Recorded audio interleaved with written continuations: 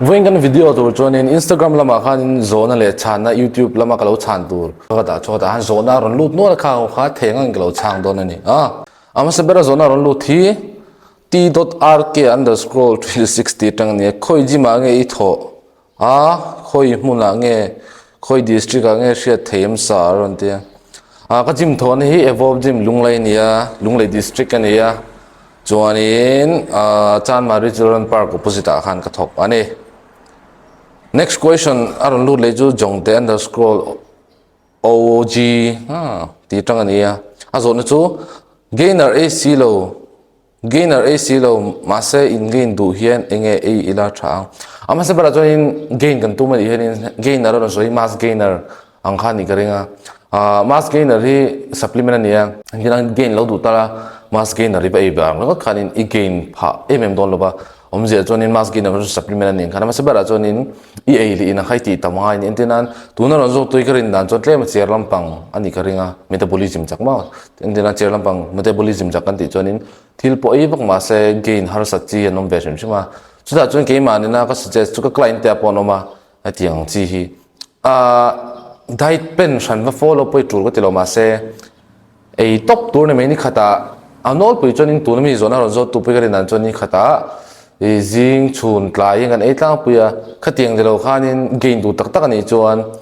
mass gainer tel lo phei chuan jing ai tho ma nga jing daru ka thile e nga chuan dar kwa dar som vela jing jogon e le ta chuan chuna e le ta nga chuan tlaya e le nga khanin enforce feeding ma hai e lui tra ang chan chu I du chu ngan di chunin gain khai do ni chuan gain ni du si chuan a gain na kal kong chu e trang khanin chuan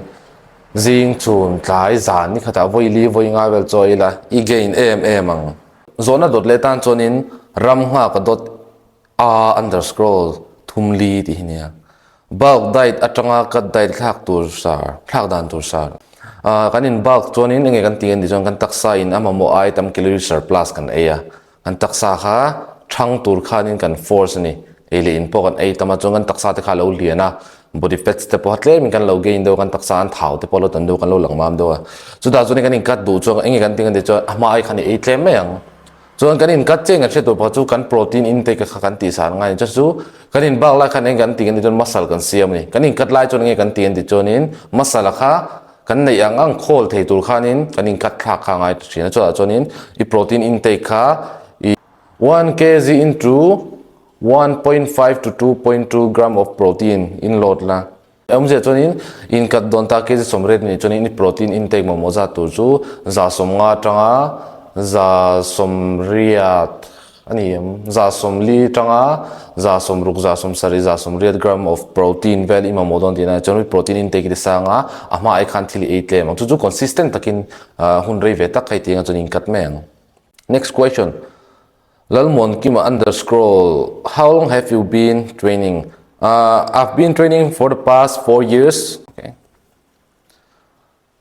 H4 hadashi seklutukhi engtiati H4 hada H4 dashi hadashi tinanyang seklutukhi engtiati chinge mei chen ni chon amoi lo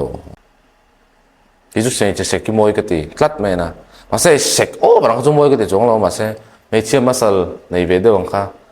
moi ka ti chan po Hindi di jing di jonin ama sabela jonin isek lutuk ni jonin tura ka du chu strength training TMM lo la cardio lampang ti tamla calorie deficit ta omla chuan cardio kan di jonin hei treadmill la kalti te khang khati tamla strength training ti ka jonin I muscle kha I build me don chu strength training ka ti tam lo la ma se ti thola ma se main focus tur chu cardio dark sequence course. What's your thoughts about people who work out because of heartbreak? I think it's good. The reason why you work out isn't important at all. Just go work out. It's good. It's gonna be good for your health, good for your mind, and it's gonna reduce your stress, especially if you are heartbreak. Kakabuhay na ka video ron siyam tayo niya a hlok thla ki tia angai nom te ti ni chuanin milo like milo subscribe sakla chuanin kina question te pakaron tu do na chuanin zone te la nei do ni chuan Instagram coach bless te khanin milo follow la na kina question and answer thakata boi khat beron ti kan tuma karon di thun ni jan dani zone te ron zone ten YouTube pa karon chang do ni video te lo na bangin lom tu like subscribe tiro